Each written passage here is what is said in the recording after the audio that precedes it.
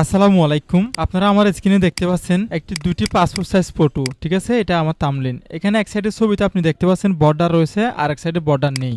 ঠিক আছে, তো আমরা পাসপোর্ট সাইজ ছবিতে কিভাবে বর্ডার যুক্ত করতে পারি। এখানে অলরেডি দেখতে পাচ্ছেন একটা পাসপোর্ট সাইজ ছবি। এই ছবিটার ব্যাকগ্রাউন্ড রয়েছে হোয়াইট, এবং যেই কোনো ছবিতে আপনি বর্ডার কিভাবে যুক্ত করবেন সেটা আজকের ভিডিওতে আপনাদেরকে দেখাবো, তাও ওয়ান ক্লিকে, জাস্ট এক ক্লিকে। আমাদের সেটিংয়ে গিয়ে কোনো ধরনের সেটিং অবলম্বন করতে হবে না।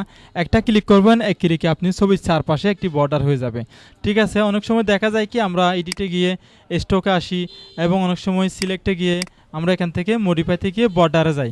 এই সময়টা আমরা বাঁচাতে পারবো। কম সময়ে আমরা এক ক্লিকে আমরা বর্ডার যুক্ত করতে পারবো, তাও অ্যাকশন ফাইলের মাধ্যমে।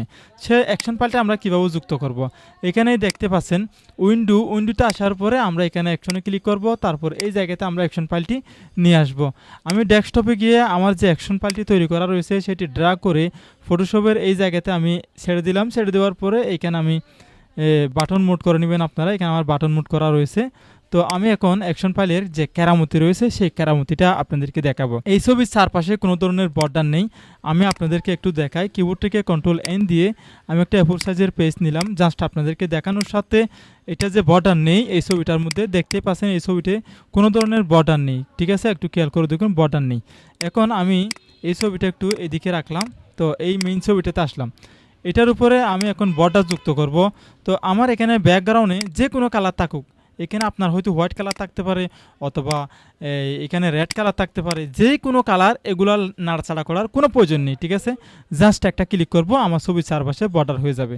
এই যে দেখতে পাচ্ছেন আমার যে অ্যাকশন ফাইলটি রয়েছে, অ্যাকশন ফাইলের উপরে Ctrl+F3 ক্লিক করলেও হয়ে যাবে, অথবা আপনি Ctrl+F3 ক্লিক না করলে এটার উপরে জাস্ট একটা ক্লিক করবেন। আমি এটার উপরে জাস্ট একটা ক্লিক করলাম। ক্লিক করার সাথে সাথে কিন্তু আমার ছবিতে দেখুন চারপাশে একটা বর্ডার হয়ে গেছে। এখানে কোনো ধরনের কাজ করি নাই, জাস্ট একটা ক্লিক করলাম, বর্ডার অটোমেটিক হয়ে গিয়েছে। ঠিক আছে, আমি এখন নিউ পেজে নিয়ে যাব। এখান থেকে দেখুন নতুন পেজে নিয়ে আসলাম এই পাশে। তো আমি আপনাদেরকে দেখানোর সাথে একটু জুম দিয়ে নিই। দেখুন এখানে ছবিটা যে নিয়ে আসলাম, এই ছবিটা দেখুন। ঠিক আছে, চারপাশে একটা বর্ডার হয়ে গিয়েছে। ঠিক আছে, আশা করি আপনারা বুঝতে পারছেন। এখন আপনি চাইলে 10টা 5টা 20টা কাস্টমারকে যে কোনো কয়টা দিতে পারেন।